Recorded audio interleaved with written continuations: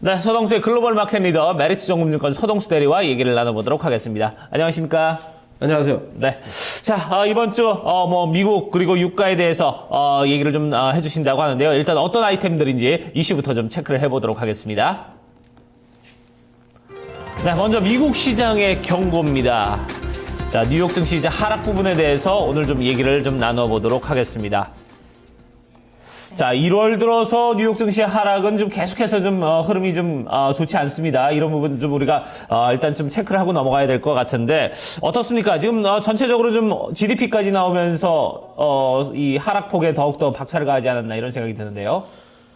미국 4분기 GDP가 2.6% 성장한 것으로 나왔습니다. 사실 3분기 같은 경우는 5%까지 나오면서 상당히 좀 기대감이 많이 높아져 있는 상태라고 보시면 될 것 같은데 2.6%면 이제 전분기 대비해서 한 절반 정도 수준. 그리고 저도 누차 말씀을 드렸지만 한 3% 정도는 나오지 않겠느냐 봤었는데 생각보다 좀 성장률이 부진했다라는 점 좀 보시면 될 것 같고요.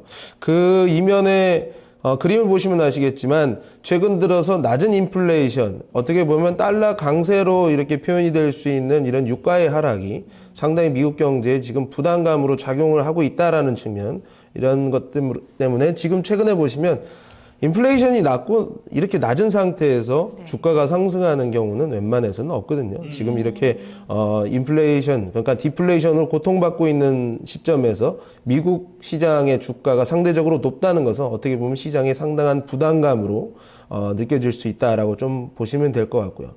최근 들어서 지난주에 제가 계속 말씀드리지만 금리 상승, 그러니까 출구 전략으로 나올 수 있는 그림이 조금 균열이 가고 있다는 이런 상황이다라고 말씀을 드리면 될 것 같습니다. 네. 말씀대로 거의 3분기가 너무 좋게 나오기도 했었지만 거기에 절반 수준에 해당하는 2.6%를 일단 기록이 됐고 시장에서 굉장히 좀 놀란 분위기입니다. 증시가 일단 많이 무너진 상태에서 말씀대로 금리 인상에 대한 어떤 시나리오가 점점 더 멀어지는 게 아닌가 이런 생각도 들거든요. 외신에서 이번 지표 관련해서 좀 어떤 반응인가요? 일단 블룸버그에서는 일단 미국이 이제 1월달 증시 하락률이 한 3.1%, 유럽 같은 경우는 7%가 올랐다는 측면.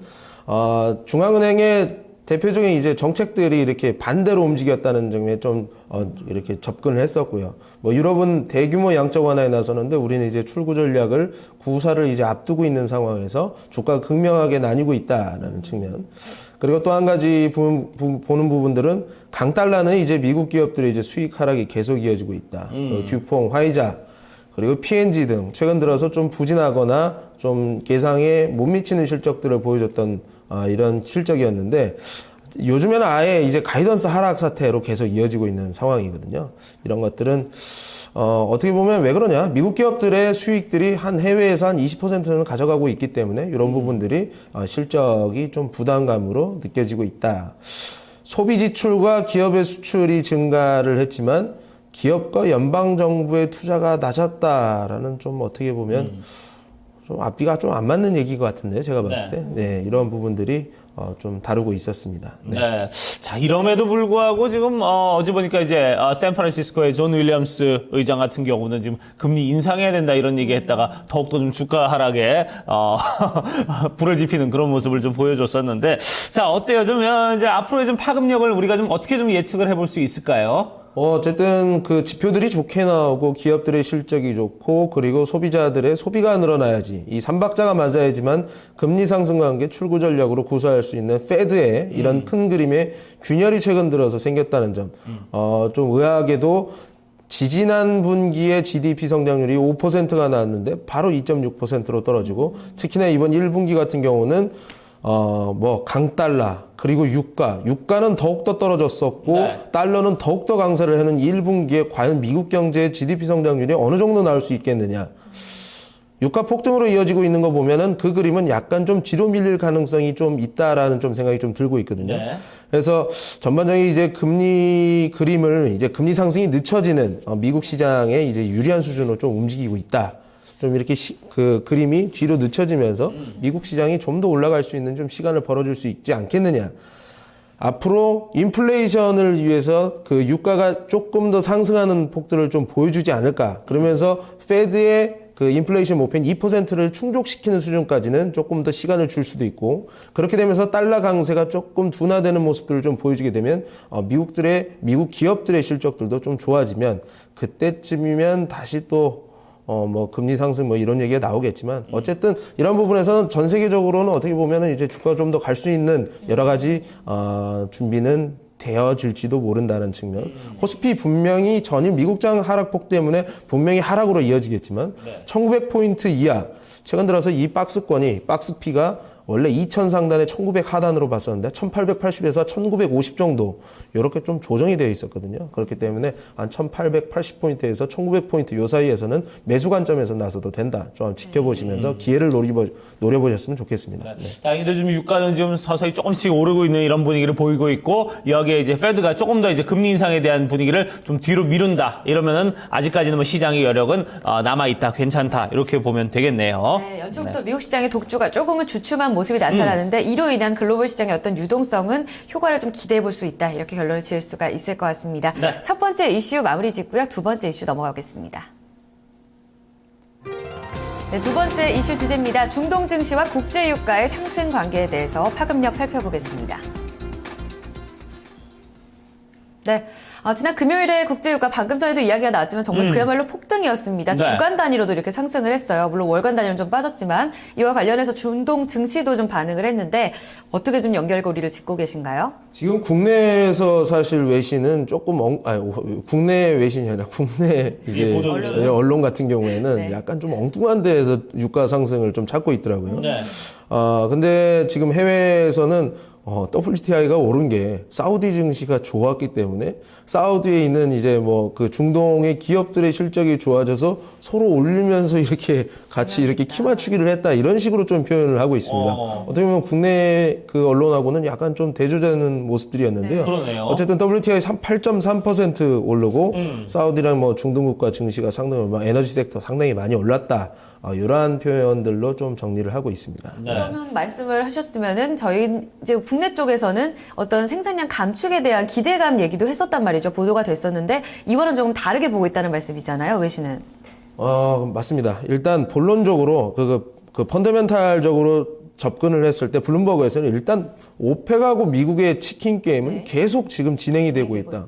미국도 계속 지금 생산량을 늘리고 있는 상황이고, 그리고 특히나 오펙 같은 경우도 아주 조금씩이지만 증산을 계속 나가고 있다는 측면. 이런 치킨 게임의 그림이 전혀 지금 훼손된 부분들이 없다.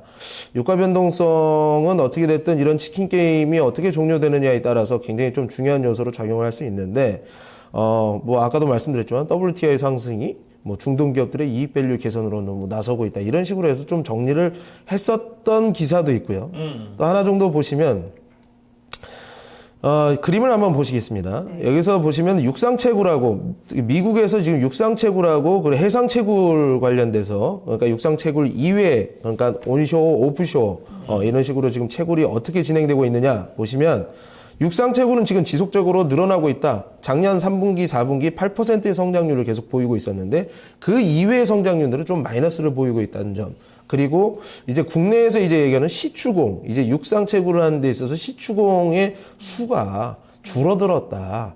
네. 이게 줄어들었다는 거지, 이게 생산량이 감소가 되는 거하고는 상관이 없는 얘기거든요. 어떻게 보면. 그래서 이런 것들을 좀 이용을 하고 있는데, 이러한 부분에 있어서 제가 좀 시사하는 바는, 분명히 그 국제 에너지 업체들의 주가는 상당히 좀 견고했었고, 상대적으로 우리나라 에너지 업체들의 주가는 상당히 큰 폭으로 많이 떨어졌다는 얘기죠. 네. 그리고 어떻게 보면은 이러한 유가 상승 굉장히 기다려왔었는데, 국내 기관이라든가 투자자 입장에서는 국내 증시에서 이런 에너지 업체의 상승을 좀 많이 좀 바라고 있구나라는 것을 좀 느껴볼 수가 있는 부분이었습니다. 네. 전체적으로 뭐 시추공이 줄었다는 소식에 그게 감산으로 이어지는 건 분명히 아니다. 그리고 계속해서 미국과 지금 여러 오페크 국가들의 산유량은 계속해서 뭐 증가세의 치킨 게임이 계속 좀 이어지고 있다. 이런 부분에 대해서, 그러면 이제 전체적으로 좀 이 유가에 대해서 어떻습니까? 좀 긍정적인 부분은 우리가 좀 가져가야 되는지 그렇지 않은지 이런 부분에 대해서 고민이 좀 되는 그런 시점이에요. 예, 맞습니다.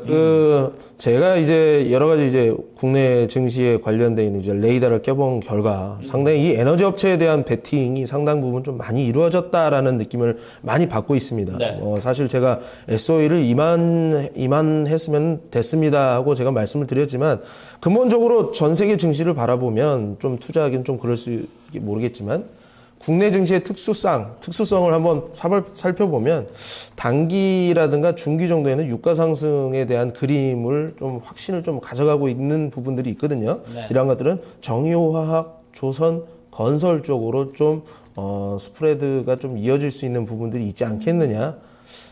네. 이런 쪽으로 한번 좀 매매를 해보셔도 충분하지 않겠느냐 이렇게 좀 보고 있습니다. 네, 네. 단기적으로 말씀이신가요? 아니면 예, 단중기적으로 좀 이렇게 보면 될 것 같고요. 네. 단기적으로 봐서 또 그림을 계속 이어나가는 모습들이 보여지면 네.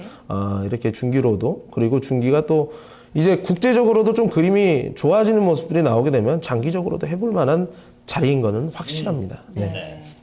알겠습니다. 어떤 추가적인 신호가 조금 더 확인이 필요하겠습니다. 네. 하지만 지금 현재 상황을 봤을 때 어떤 유가의 바닥을 확실히 형성했다는 그런 확신은 없지만요. 계속적으로 좀 감산이 이어지면서 추가 하락도 가능성이 있고 이런 상황에서 지금 정유, 화학, 조선, 건설 우리 시장에서는 계속해서 반응을 하고 있습니다. 추가적으로 조금 더 상승 모멘텀 가져가도 좋다는 의견으로 정리해 보도록 하겠습니다. 네. 두 가지 이슈 여기서 마무리 짓겠습니다. 글로벌 마켓 리더 메리츠 정금증권 서동수 대리였습니다. 고맙습니다, 대리님. 네, 감사합니다.